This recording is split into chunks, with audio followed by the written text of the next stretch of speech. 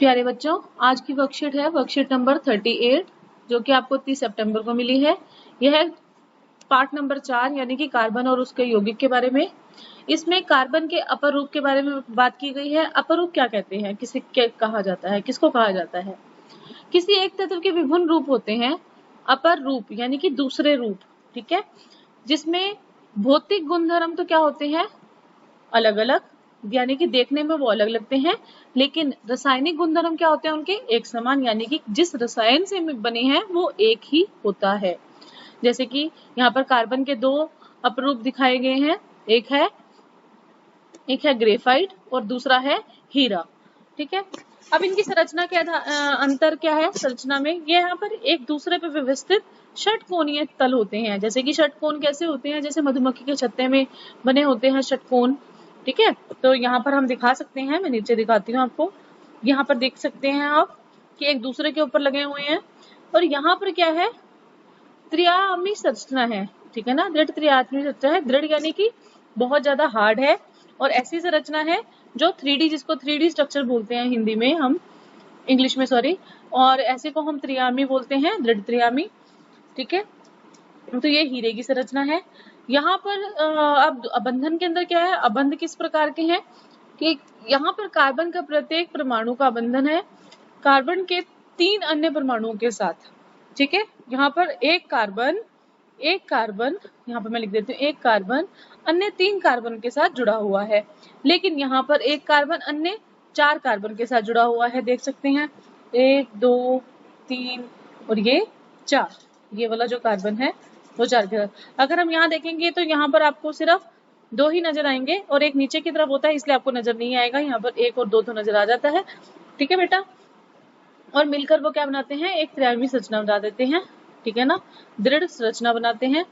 तो इसमें जो इनमें से एक जो अबंध होता है वो कैसा होता है, द्वि अबंध होता है, यानी कि 2 अबंध वाला, ठीक है। और इसका जो रूप है वो क्या होता है, चिकना होता है और फिसलनशील होता है। लेकिन जो हीरा है सबसे ज्यादा कठोर पदार्थ होता है। जितनी भी चीजें कठोर होती हैं उनमें सबसे ज्यादा कठोर कोई चीज अगर है तो वो क्या है, हीरा। चालकता, अब यहाँ पर इलेक्ट्रॉन मुक्त हो जाते हैं थोड़े से, जिसकी वजह से यह क्या बन जाता है, सुचालक। सुचालक भी अगर आपसे पूछा जाए कि ग्रेफाइट सुचालक क्यों है, क्योंकि इसमें क्या है, मुक्त इलेक्ट्रॉन। लेकिन जो हीरा है वो क्या है, कुचालक। उपयोगिता क्या है, ये स्नेहक के रूप में इस्तेमाल किया जाता है, जैसे कि ग्रीस वगैरह बनाने के लिए। आपको पता है जो आपको फ्रिक्शन यानी कि जो आपको घर्षण कम करने के लिए इस्तेमाल होता है वो क्या, स्नेहक यानी कि ग्रीस का इस्तेमाल किया जाता है, उसमें ग्रेफाइट डाला जाता है। और पेंसिल की जो आपकी लिड होती है जो काले रंग की होती है उसको भी बनाने के लिए ग्रेफाइट का इस्तेमाल किया जाता है। इसके बाद है हीरा। हीरा क्या है, एक काटने का उपकरण की तरह इस्तेमाल किया जाता है, और आभूषण के रूप में भी इस्तेमाल किया जाता है। इसके बाद हम एक कार्बन का तीसरा अपर रूप के बारे में बात करेंगे जिसको हम बोलते हैं फुलेरिन, ठीक है बेटा। ये बाद में डिस्कवर हुआ था, इसकी खोज बाद में हुई थी। यह एक अन्य वर्ग है जिसके अंदर यहाँ पर लिखा एक अन्य वर्ग है, उसका अपर रूप ही है। सबसे पहले कार्बन 60 C60 की पहचान की गई थी, जिसमें कार्बन के परमाणु फुटबॉल के रूप में व्यवस्थित होते हैं, फुटबॉल के रूप में यहाँ दिखाई दे रहे हैं आपको। और यहाँ पर 60 कार्बन है। चूंकि ये अमेरिका के एक आर्किटेक्ट था जिसका नाम था बकमिंस्टर फुलर द्वारा डिजाइन किया गया, उन्होंने एक डिजाइन किया था, जियोडेसिक गुंबद डिजाइन किया था, बिल्कुल उसके जैसा ये दिखने में लगता था ये C60 फुलरिन, जिसकी वजह से उसका नाम क्या रख दिया गया, फुलरिन। ओके, उनका नाम एक्चुअली क्या था, बकमिंस्टर फुलर, जिसकी वजह से इसका नाम क्या रख दिया गया, फुलरिन, ठीक है। तो यहाँ पर इसकी संरचना दिखाई गई है। इसके बाद है शुद्ध कार्बन को अगर हम अत्यधिक उच्च ताप और ताप पर हम उपचारित करेंगे तो हीरे को संश्लेषित क्या बनाया जा सकता है। और एक संश्लिष्ट हीरा जो होता है आकार में छोटा होता है, लेकिन एक प्राकृतिक हीरे अलग से होते हैं। इसके बाद है कार्बन की सार्वभौमिक या फिर सर्वोत्मुखी प्रकृति कि आखिर कार्बन की सार्वभौमिक प्रकृति क्यों है, ठीक है। तो यहाँ पर लिखा है सबसे पहला वो क्यों है, पहला है सहसंयोजी संबंध बनाता है, आपको ये बात पता है, जिसके कारण वह अधिक संख्या में यौगिक बना सकता है। ठीक है। इसके बाद सबसे पहला जो पॉइंट है वो क्या है, श्रृंखलन। श्रृंखलन क्या है, श्रृंखला यानी कि लंबी लंबी चेन्स की तरह बनाना, श्रृंखलाएं बनाना। तो सबसे पहला है श्रृंखला बनाना। श्रृंखला में क्या होता है, कार्बन अन्य कार्बन परमाणुओं के साथ अबंध बनाने में अद्वितीय क्षमता है उसकी, बहुत अच्छी क्षमता है कि वो अन्य कार्बन परमाणु के साथ अबंध बना लेता है, जिससे वह बड़ी संख्या में अणु बन जाते हैं और इस गुण को श्रृंखलन कहते हैं कि बहुत छोटे छोटे जुड़ जुड़ के आपस में बहुत लंबी लंबी चेन यानी श्रृंखलाओं का निर्माण करते हैं, जिसकी वजह से उसको हम इस गुण को हम श्रृंखलन कहते हैं। अब हम कहेंगे जो कार्बन का जो हमें इलेक्ट्रॉनिक विन्यास है वो है 2 4, और यहाँ पर हम सिलिकॉन की बात करेंगे। सिलिकॉन का जो इलेक्ट्रॉनिक विन्यास है 2 8 4। हम कहेंगे यहाँ तो 4 4 दोनों के आखिर वाले कक्ष में है तो ये दोनों बना सकते हैं, लेकिन जो सिलिकॉन है वो भी हाइड्रोजन के साथ यौगिक तो बनाता है, लेकिन इसमें कितने परमाणु होते हैं, 7 या 8 इतने ही हो सकते हैं, क्योंकि यह यौगिक अति अभिक्रियाशील होते हैं। इसीलिए ज्यादा श्रृंखलन किसमें होता है, कार्बन में। कार्बन कार्बन अबंध अत्यधिक प्रबल होता है, इसीलिए यह स्थायी होता है। फलस्वरूप अनेक कार्बन परमाणु के साथ आपस में जुड़े हुए अनेक यौगिक प्राप्त होते हैं, क्योंकि इनका जो अबंध है वो क्या है, काफी प्रबल है, इसीलिए स्थायी रूप से ये अन्य यौगिक बना सकता है। इसके बाद है चतुसंयोजकता। चतुसंयोजकता मैंने पहले भी बताया था पिछली वाली वर्कशीट में, यानी कि 4 संयोजी इलेक्ट्रॉन है इसके अंदर, हमें पता है। तो यह अन्य 4 परमाणुओं के साथ जुड़ सकते हैं, जैसे कि 4 हाइड्रोजन हो गए, 2 ऑक्सीजन हो गए, 4 या कोई भी आपका हेलोजन हो गया, इन सब के साथ वो अबंधन में इनकी क्षमता होती है। कार्बन द्वारा प्रबल अबंधों का निर्माण का एक कारण इसका छोटा आकार भी है, क्योंकि कार्बन का आकार क्या है, छोटा, जिस वजह से यह आसानी से प्रबल अबंध बना सकता है।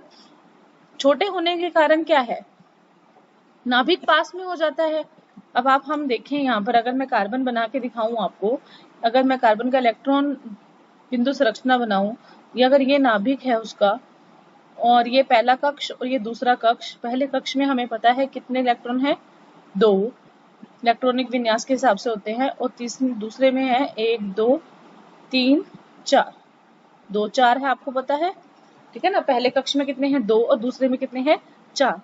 तो अगर हम ध्यान देंगे, ये किसी के साथ भी जुड़ेगा तो नाभिक पास में है, ठीक है। इसका छोटा आकार है, जिसके कारण इलेक्ट्रॉन के सहभागी युग्मों को नाभिक मजबूती से पकड़ लेता है, नाभिक की मजबूती ज्यादा हो जाती है। इसकी वजह से बड़े बड़े परमाणु वाले तत्वों के साथ बने तुलना में इसके दुर्बल नहीं, इसके बहुत प्रबल होते हैं। लेकिन जो बड़े बड़े परमाणु जहाँ पर बनते हैं, जहाँ तत्व बहुत बड़े होते हैं, वहां पर इनके नाभिक और बाहर वाले कक्ष के अंदर बीच में दूरी बहुत ज्यादा हो जाती है। जितनी दूरी ज्यादा होगी उतने ही अबंध क्या होगा, दुर्बल होगा, और जितनी दूरी कम होगी उतना अबंध क्या होगा, प्रबल। आइए बात करते हैं आपके प्रश्न उत्तर की। प्रश्न उत्तर में सबसे पहला है, कार्बन सर्वोत्म की प्रकृति क्यों दर्शाता है। अब यहाँ पर मैंने ऊपर लिख रखा है सब्सक्राइब का, प्लीज सब्सक्राइब कीजिए मेरे यूट्यूब चैनल को, ताकि मैं और वीडियोस बना सकूं, ठीक है। अब आते देखते हैं आपका पहला प्रश्न, कार्बन सर्वोत्म की प्रकृति क्यों दर्शाता है। तो इसके अंदर बेटा आप जो है यह सारा लिखेंगे कि उसकी सर्वोत्म की प्रकृति क्या है और क्यों दर्शाता है, क्योंकि वह सहसंयोजी अबंध बना सकता है, इस वजह से वह सारा इसकी यह ऐसी प्रकृति होती है। तो यह हो गया आपका उत्तर नंबर 1।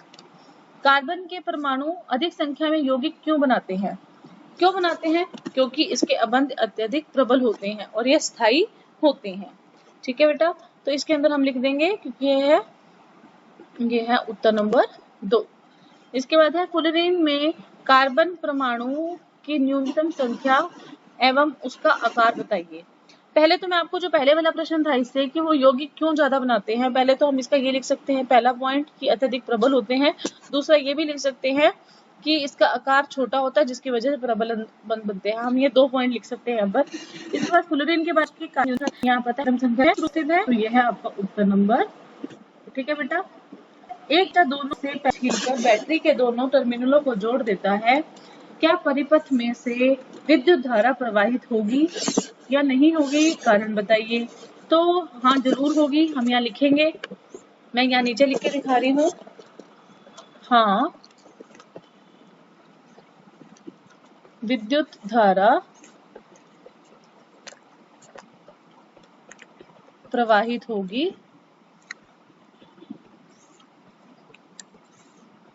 क्योंकि पेंसिल की लिड क्या है? पेंसिल की जो लिड है, लिड को हम क्या बोलते हैं यहाँ पर? इसको हमने देखा था लेड, लेड अच्छा लिखा हुआ है। जो पेंसिल की लिड है वह रिलेटेड यहाँ लिखेंगे सुचालक होती है।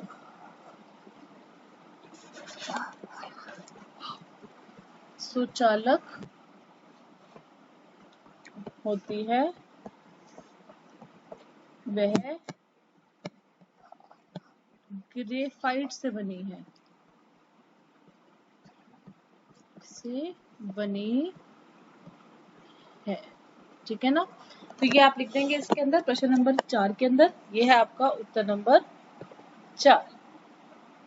ठीक है बेटा, तो ये आपका हो गया